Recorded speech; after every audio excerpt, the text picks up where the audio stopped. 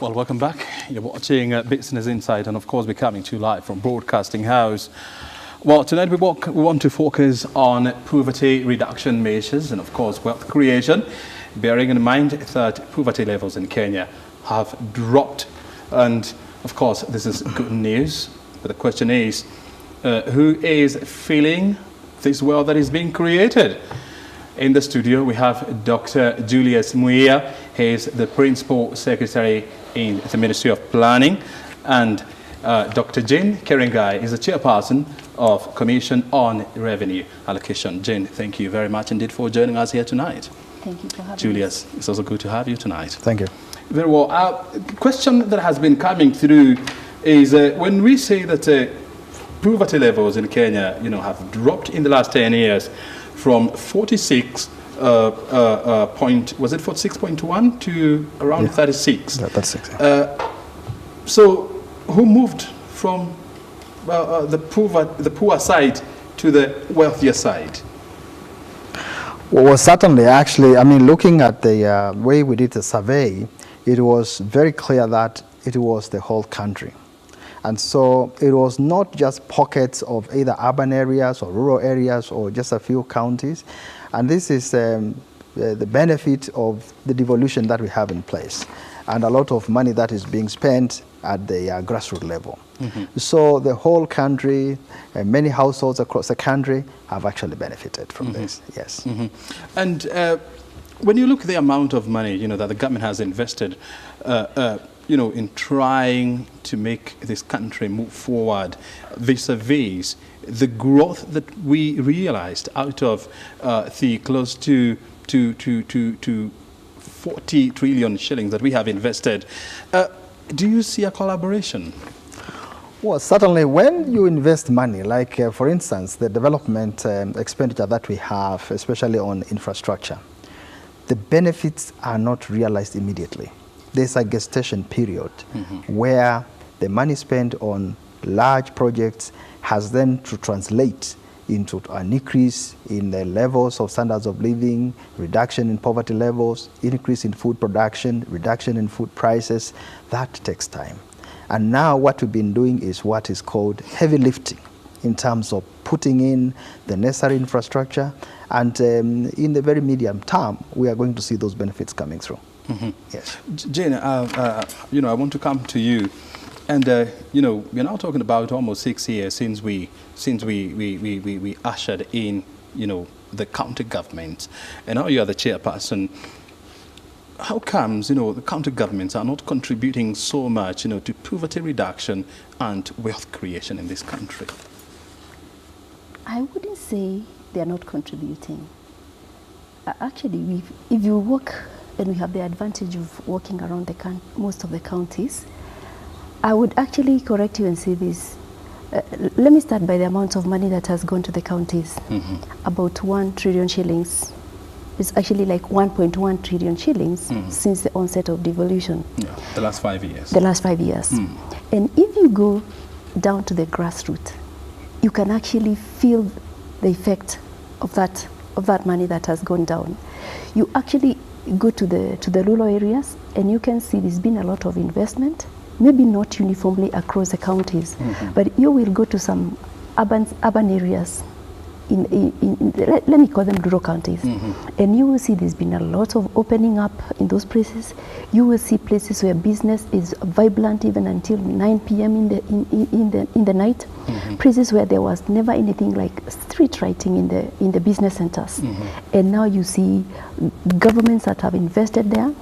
If you go to some places like, let's say let me take Embu for example, Embu Kiringai, and you drive there like as late as 8 p.m., 9 p.m. in the night, you will see it is like mid-afternoon. There's business going on because there's lighting, there's security there.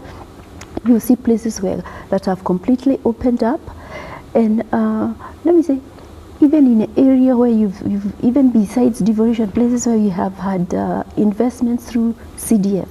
I remember going into some very rural places and they told us, one of the miracles we've seen in this country has been the investments we've seen through CDF in the area of education.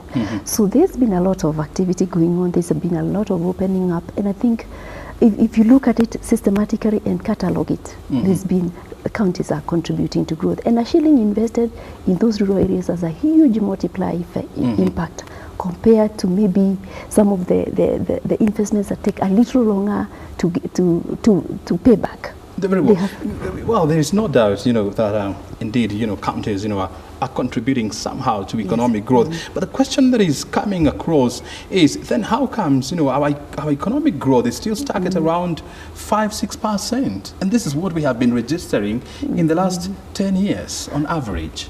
Of course, it's not like, I wouldn't say there are no challenges. One of the challenges is, like I said, this has not been uniform. Remember, there was a lag in terms of creating the necessary capacity at the county level. And in some places, the deadweight in terms of the kind of cost structure that they inherited, the wage bill, the staff they already took over, the debt that some of them took over. In actual fact, there are some counties that were really struggling from the get-go, where you realize, like the wage bill was taking like 60%, 60% of the expenditure that was going to those levels. And if you look at the requirement in the PFM Act, that counties must provide at least 30% for development, 30% of their budget for development. You realize in the beginning, only a few, I think in the first 2 years, only 10 counties met that threshold. Over time, we've seen an increase, but then you realize they meet that threshold when they do the budgeting. But when it comes to execution, not all of them can achieve the 30% at budget execution. They're not able, much as they plan to spend 30%, over 30%, when it comes to execution, they're not able to meet it. One of the reasons is, first of all, of course, it's through release of money from the treasury. It comes sometimes way too late in the year.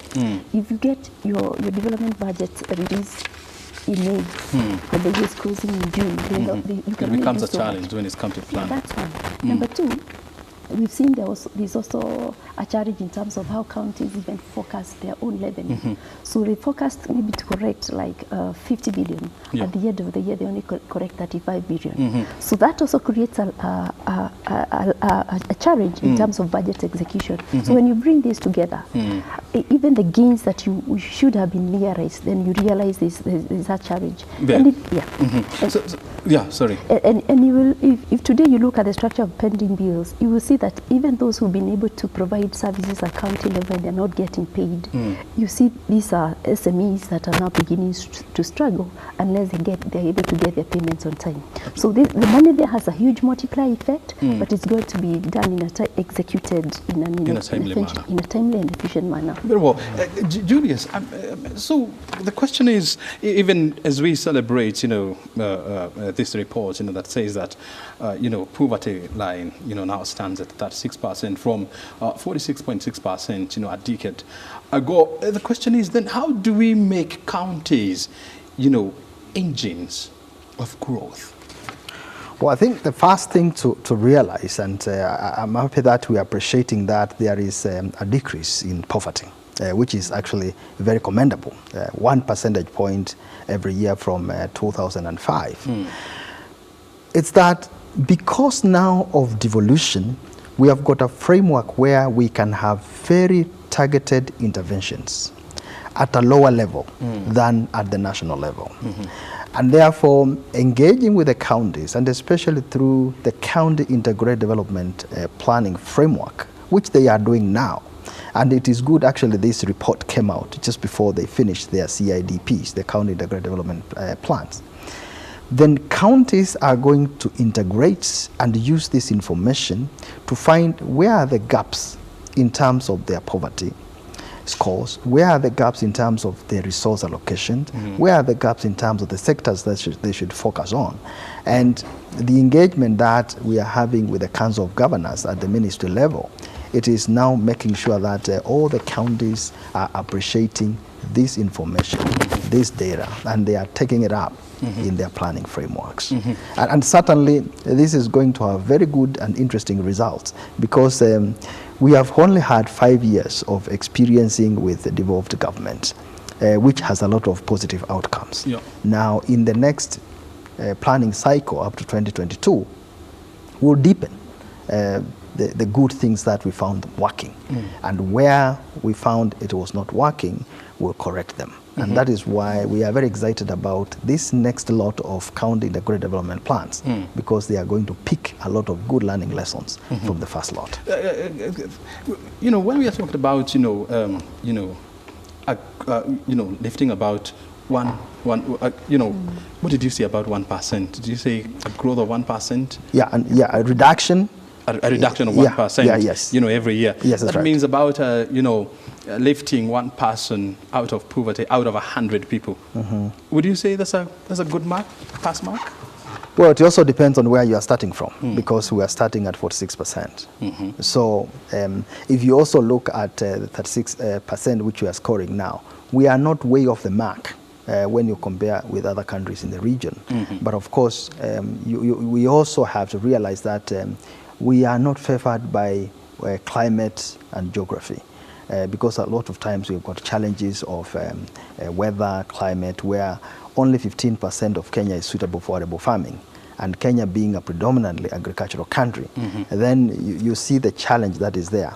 But then again, if you look at the planning frameworks that we have in place and the monitoring and evaluation frameworks that we put in place, then it is going to be possible for us to realize some of these potentials that we have started focusing on. Jane, you're the person in charge of revenue allocation, to the counties. And when you look, for example, the county of Turkana, where poverty levels are as high as 95%, Samburu 76%, Mandera 78%. Bearing in mind that, we have been investing a lot of resources in the last 5 years into these counties. I mean, how comes we're not seeing significant drops in poverty levels in these counties? What's not happening? One of the, development is not easy. And if you look at all the counties that you have highlighted, these cover vast geographic areas, very vast geographic areas, but they also have low population densities. That's one. They also have, in some of these, you have nomadic pastoralism. So one of the challenges that we observed on the ground is so difficult to provide services in those areas. Let me give an example. We are currently just finalizing the policy that is identifying marginalized areas and identifying how the equalization fund will be shared out. And when we went out, we identified the marginalized sub-locations. So you identify this is really a marginalized sub-location, but then you look at the population, it's 350 people based on the 2000 and allocation. In allocation. You have a location in Mandela where you have 350 people covering a very wide geographic area.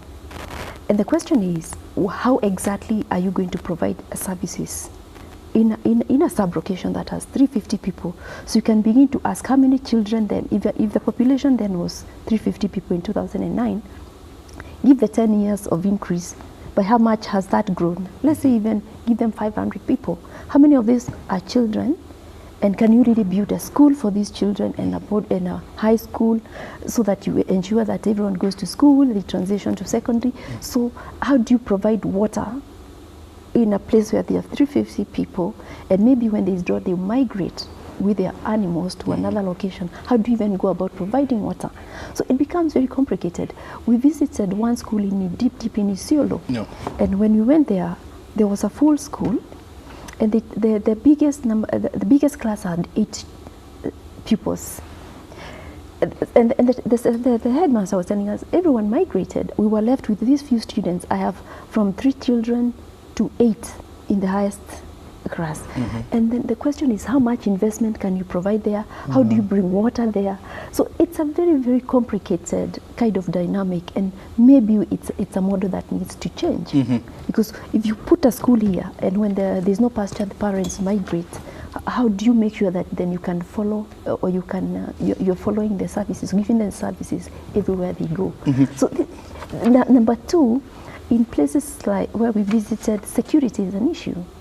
And even if you build a school, CDF has built a lot of schools there, and they were telling us, we have the schools, CDF has been used to build schools, but no teacher is going to come here. So because of security challenges. So Muia, eventually, because these people, they also deserve development, and they are taxpayers. I'm imagining they pay taxes, right? So the question is then, how are we going to develop them? Because we cannot claim, to be a developed nation if half of this country is underdeveloped. Actually, it's even not half, it's two-thirds. Two-thirds. And when you look at the LAPSET corridor development program, which starts from Lamu through Isiolo to South Sudan and South Ethiopia, it is actually designed to open two-thirds of Kenya. And that's where I get the statistic from.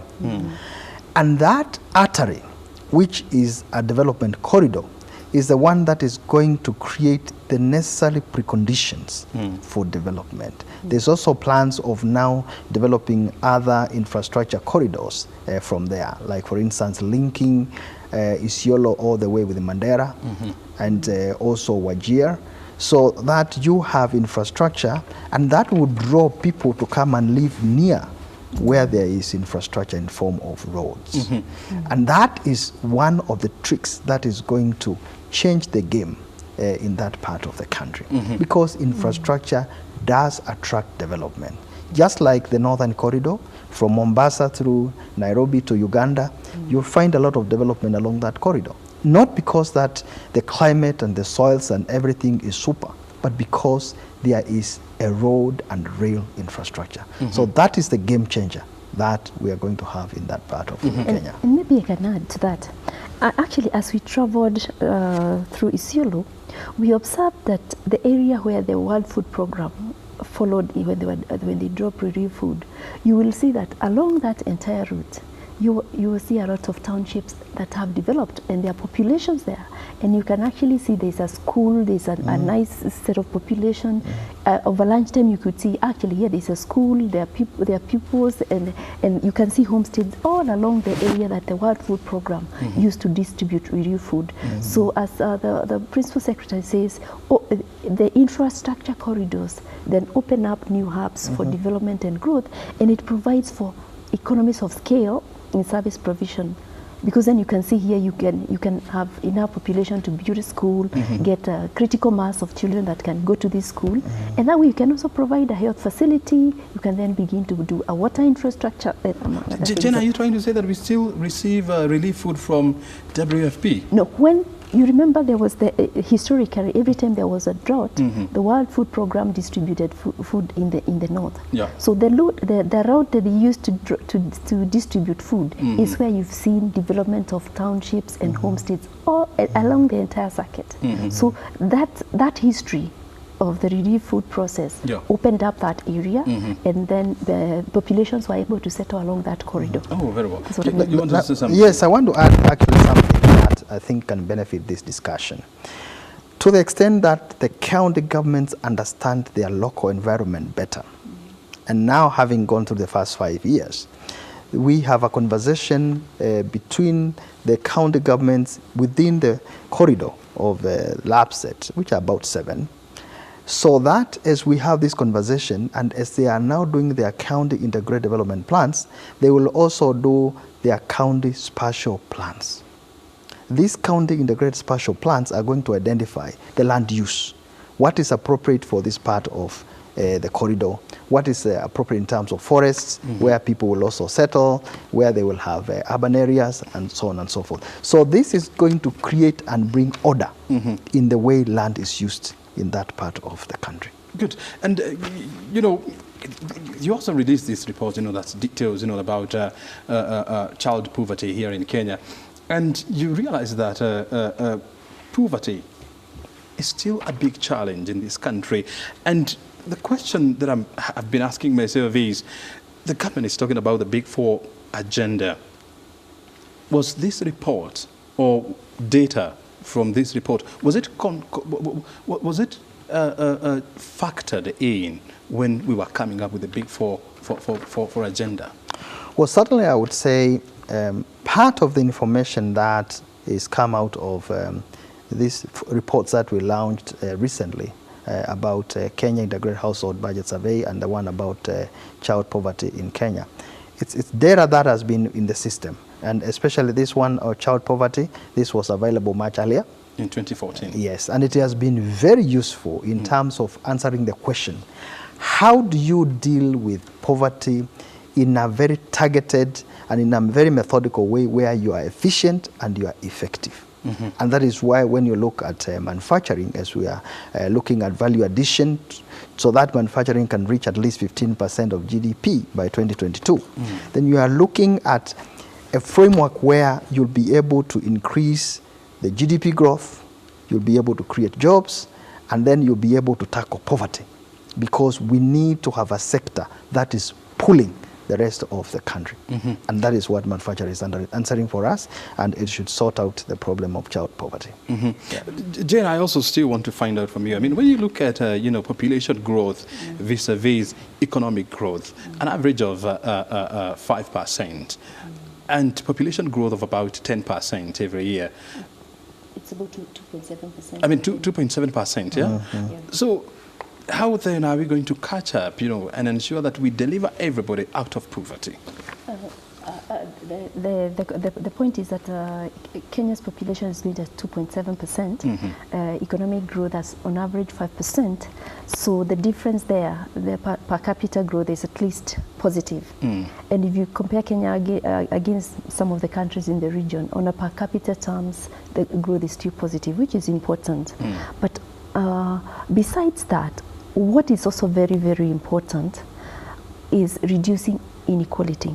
The speed at which growth, economic growth, reduces poverty is also very crucially dependent on the levels of inequality. I think we didn't get the levels of inequality, but there's the ratio that measures the inequality in society. Previously, it was about like 47%. I think it's reduced, but we don't have the number yet. I think the Bureau will release it recently. But what you notice is that if one country is going at 4% and another at 5%, but one is more unequal than the other, the country that is more equal reduces poverty much, much faster.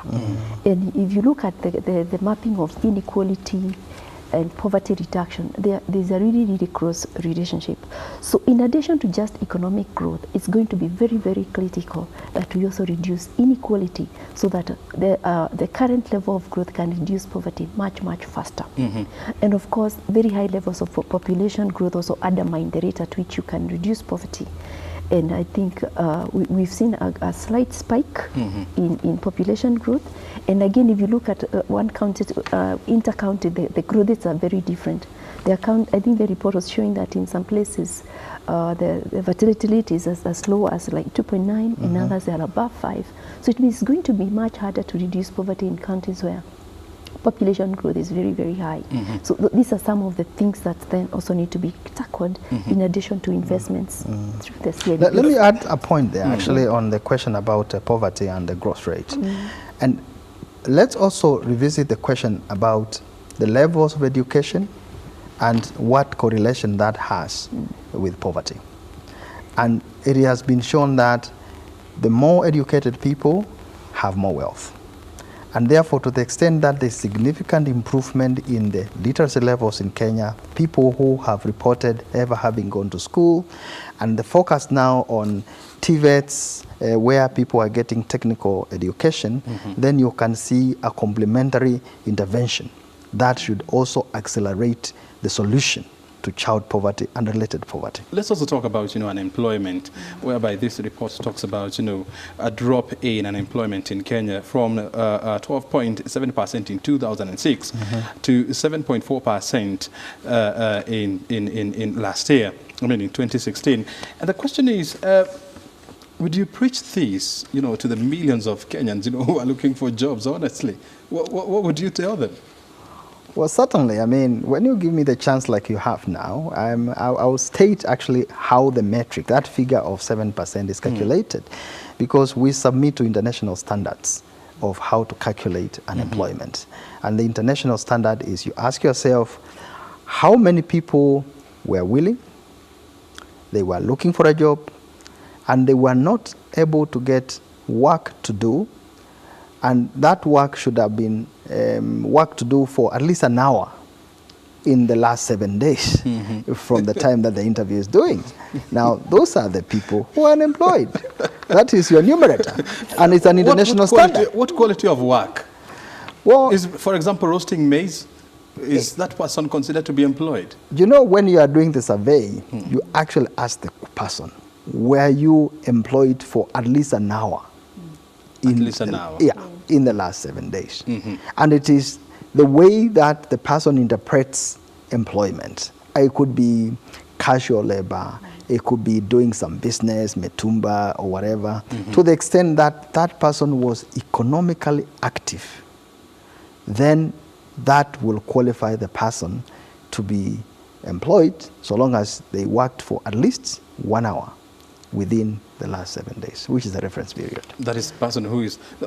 So if I've been working for if in the last 7 days, if I've worked for 1 hour, I'm considered to be Yes, according to the international statistic. But then we have a qualification of that, which is underemployment, which we ask, how many hours were you able to work?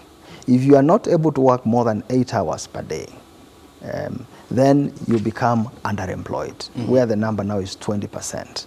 Yeah, which is now more nearer to what we are used to, because we have all manners of unemployment, disguised unemployment, seasonal unemployment, part-time employment. So we can disaggregate it further by just talking about the people who are underemployed, which is 20%. Jane, would you buy that argument that if you worked for 1 hour in the last 7 days, I mean, you're considered to be employed?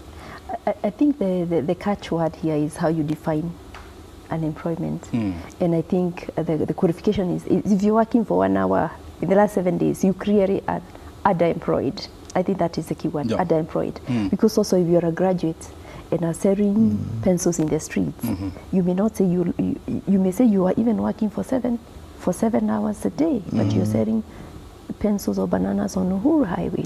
The question is what is the productivity of these individuals, given even their level of education. So there are productivity issues there, and that is where the whole concept of underemployment comes in, and the quality of jobs that which then are not captured in a report like this one. Yeah.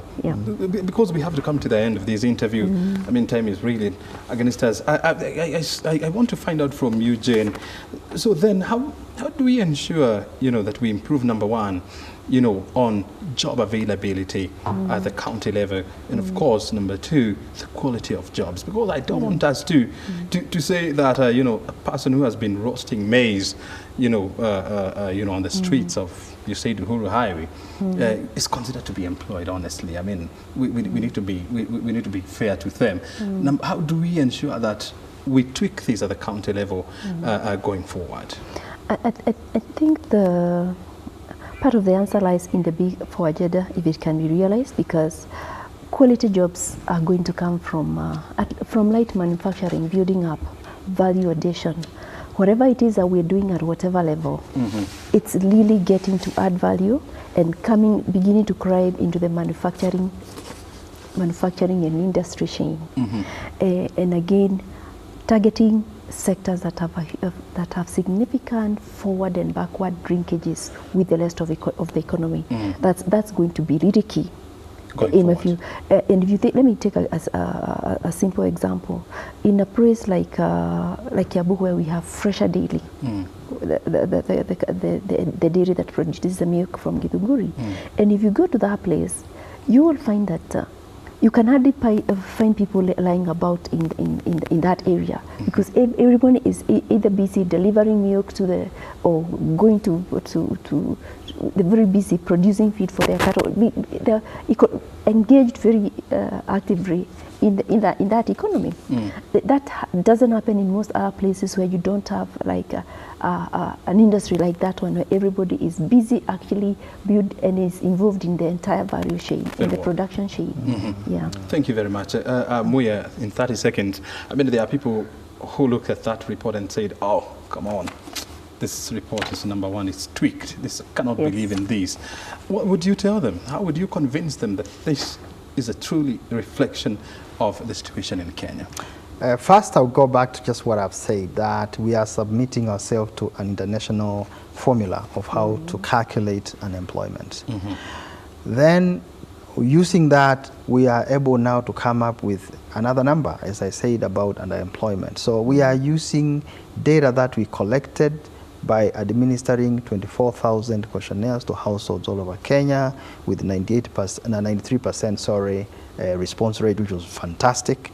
And we are engaging actually with counties so that we can go and look at the pockets where it was indicated that unemployment or underemployment is quite high, so that we can see how to deal with that. But having said that, the age group between 15 and 24 is the one which showed the highest spike in that unemployment statistic. And that, from a policy perspective, we are addressing, because sincerely, people between 15 and 24, they should not be unemployed. They should be going through a training program to give them skills for life so that they can be job creators and not job seekers. Thank you so much, people, for joining us here. Of course, you realize that we are pressed of time, but of course, we look forward for another time to have you in our studios. Asante sana for your time and contribution as well. Yeah. Thank you. Thank you for having us. Well, Jane Kiringai is the chairperson of the Commission on Revenue, Allocation, and Dr. Julius Muia is the PS in the Ministry of Planning, joining us here to help us understand how, as a country, we can deal with the issues of poverty and economic growth.